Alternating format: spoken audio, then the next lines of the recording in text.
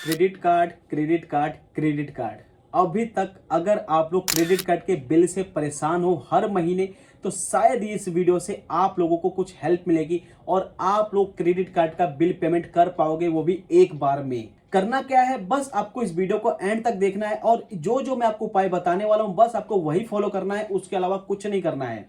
और अगर आप एक्चुअली में क्रेडिट कार्ड के बिल से परेशान हो, मिनिमम पेमेंट करके परेशान हो, टोटल पेमेंट करके परेशान हो, तो ये वीडियो शायद आपकी सारी नीड को पूरी करने वाली है। इसमें आपको पता चलेगा वीडियो के अंदर कि किस किस लेवल पे लोग परेशान होते हैं और आपको क्या करना चाहिए। क्रेडिट कार्ड का बिल अगर ज्यादा हो चुका है या क्रेडिट कार्ड की ईएमआई बहुत ज्यादा हो चुकी है, तो आप लोगों को करना क्या क्या चीजें हैं।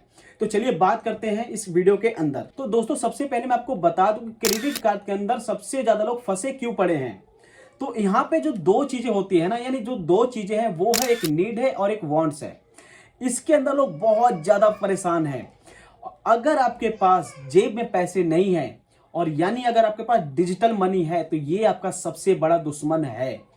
और डिजिटल मनी के अंदर अगर मैं बात करूं, जो आपका क्रेडिट कार्ड है ना, ये आपका वो मधुमक्खी का छत्ता है कि अगर आपने इसके अंदर एक बार हाथ डाल दिया तो पूरी बॉडी पे स्वेलिंग बहुत तेज आएगी।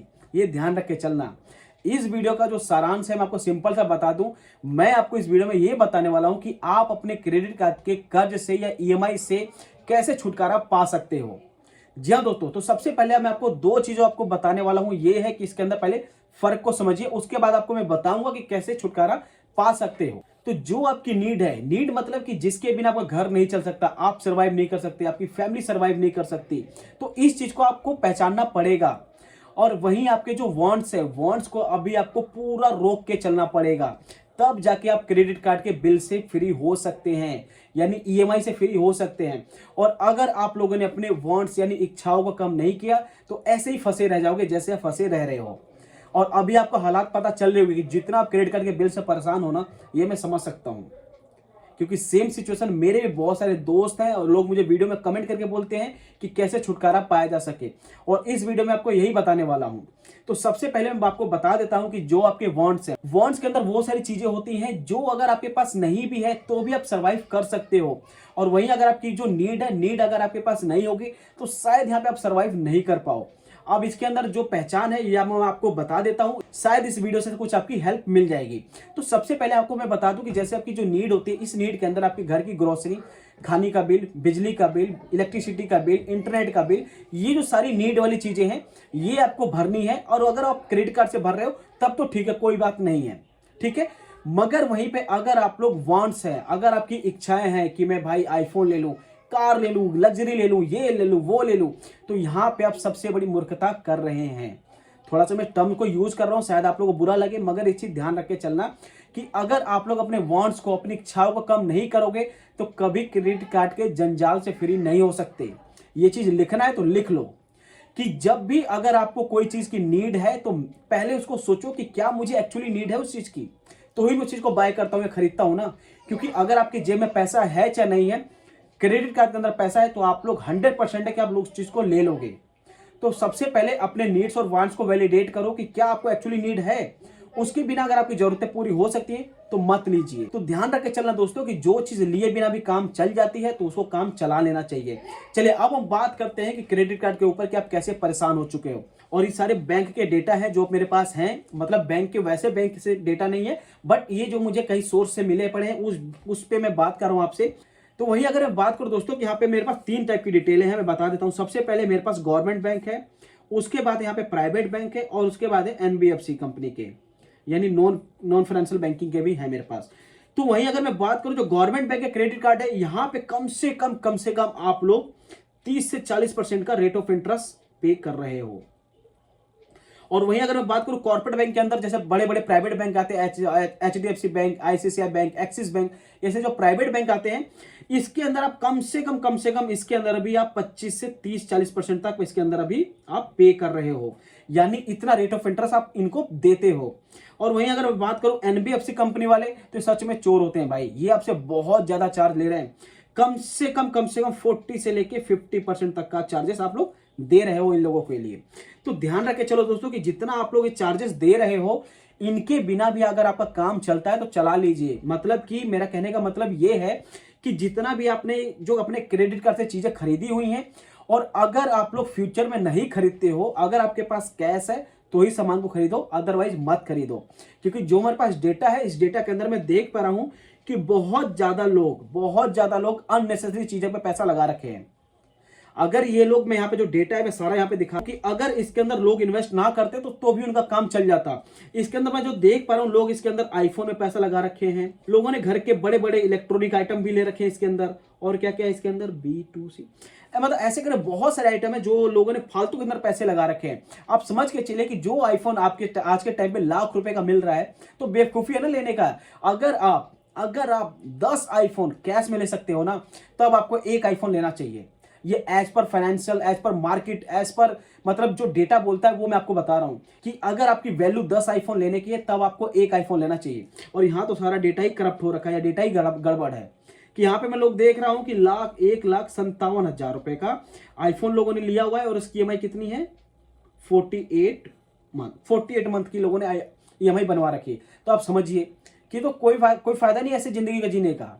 तो आप लोग सिंपल सा काम कीजिए कि जितने भी आपका क्रेडिट कार्ड के सब बिल चल रहे हैं, चाहे वो गवर्नमेंट बैंक से हो, वही अगर बात करूं SBI से हो या PNB से हो या किसी भी गवर्नमेंट बैंक से हो, चाहे प्राइवेट बैंक से हो, चाहे NBFC कंपनी से हो, तो अगर आप लोग इतना इंटरेस्ट पे करने को तैयार हो 30, 40, 50%, तो भाई आप लोग देखिए। और वहीं अगर आप लोग छुटकारा पाना चाहते हो, ये जितना भी अगर आप हाई रेट ऑफ इंटरेस्ट पे कर रहे हो, इनसे छुटकारा पाना चाहते हो, तो सबसे पहले जितने भी आपके पास क्रेडिट कार्ड है उनको बैठिए और उनका चेकलिस्ट बनाइए अपने पास कि कितना आपको पे करना है। यानी जिस भी बैंक का अगर आप क्रेडिट कार्ड यूज कर रहे हो तो उनका चेकलिस्ट बनाइए, और चेकलिस्ट बनाने के बाद उसको देखिए कि आपको कितना टोटल पे करना है। टोटल पे करना है मतलब टोटल आउटस्टैंडिंग देखनी है कि लेट सपोज अगर आपने लाख रुपए का कोई चीज लिया हुआ है और उसको अगर आपने EMI में कन्वर्ट करा दिया है, EMI में कन्वर्ट कराने के बाद जितनी आपने EMI पे कर दो तो छोड़ दीजिए, जितना आउटस्टैंडिंग रह गया है तो उस बैंक में बात कीजिए या तो उस बैंक में बात कीजिए या उस ब्रांच में विजिट कीजिए और उनसे पूछिए कि मुझे अपना सारा आउटस्टैंडिंग क्लियर करना है, क्या मेरा हिसाब किताब बैठ रहा है और बताइए। और जैसे ही सारा वो लोग बता देते हैं कि मान के चले कि अगर आपने वो लाख रुपए स्पेंड किया हुआ है, फॉर एग्जाम्पल के लिए बता रहा हूं, अगर आप लोगों ने लाख रुपए एक्सपेंड किया हुआ है, लाख रुपए के अंदर मान के चलता हूं कि आप लोगों ने 10 EMI बनवाई थी, फॉर एग्जाम्पल के बता रहा हूं, एग्जाम अमाउंट कुछ भी हो सकता है, तो लाख रुपए के अंदर जितना भी आपका ट्रांजेक्शन बैठ रहा है, यानी लाख रुपए का जो भी आपने सामान लिया था 10 महीने में आपने उसको कन्वर्ट करा लिया। अब 10 महीने के अंदर अगर आपने कन्वर्ट करा लिया तो इसके ऊपर जो processing fees, EMI conversion fees, जो रेट ऑफ इंटरेस्ट लग रहा है वो तो पूछो ही मत। और गलती से अगर आपने एक भी EMI बाउंस कर दी तो आपका, मैं बोल नहीं सकता, इस चीज को समझ के चलिए। तो सबसे पहले आपको क्या करना है कि आपको इन चीजों से छुटकारा पाने के लिए सबसे पहले अपना लेना है यहां पे पर्सनल लोन। जी हां दोस्तों, आप लोगों ने सही सुना, पर्सनल लोन। और पर्सनल लोन में आपको बता दूं, सबसे पहले आपको अप्रोच किसको करना है, प्राइवेट बैंक को करना है। यहां पे प्राइवेट बैंक को अप्रोच करना है एंड देन उसके बाद गवर्नमेंट बैंक को अप्रोच करना है। दोनों जगह पे अप्रोच करना है और NBFC कंपनी से दूर रहना है, इनसे लोन मत ले लेना, नहीं तो जो रेट ऑफ इंटरेस्ट आप क्रेडिट कार्ड पे दे रहे हो यही रेट ऑफ इंटरेस्ट आप लोन पे भी देने लगोगे। तो मेक श्योर करना कि जितना भी अगर आप लोग लोन का अमाउंट है, सबसे पहले उसकी आउटस्टैंडिंग पूछिए। आउटस्टैंडिंग पूछने के बाद उसके बाद आप पर्सनल लोन के लिए अप्लाई कीजिए। और पर्सनल लोन मार्केट में अगर आपको, वैसे तो RBI के रेपो रेट बढ़ चुके हैं, रेपो रेट बढ़ने के बाद अगर आपको 10.5 से लेके 12% तक का मिलता है तो ही लीजिए, अदरवाइज मत लीजिए। जी हां दोस्तों, आप लोगों ने सही सुना, अगर आप 10.5 से लेके 12% तक का मिलता है तो ही आप लीजिए, नहीं तो मत लीजिए, कोई फायदा नहीं पर्सनल लोन लेके। और NBFC कंपनी से तो कभी नहीं लेना है।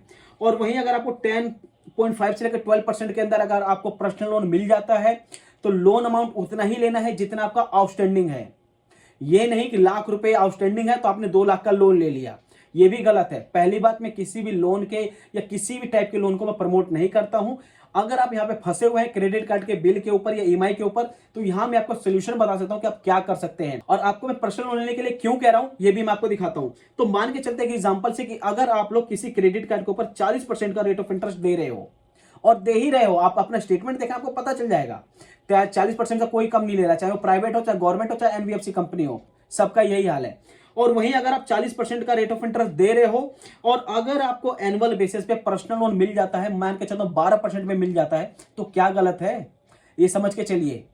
यहाँ पे भी अगर आपको मैं बताऊं, अगर मैं 40 माइनस 12 कर देता हूं तो आपको यहाँ पे भी अच्छा खासा यहाँ पे रेट ऑफ इंटरेस्ट कम होने के चांसेस हैं।